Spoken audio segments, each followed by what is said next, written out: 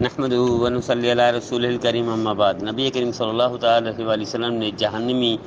کی نشانی بتائی۔ ان میں ایک وہ عورت جہنمی ہوگی، یعنی زندگی میں پتہ چل جائے گا یہ جہنمی ہے۔ آپ نے ارشاد فرمایا وہ عورت جو لباس پہنے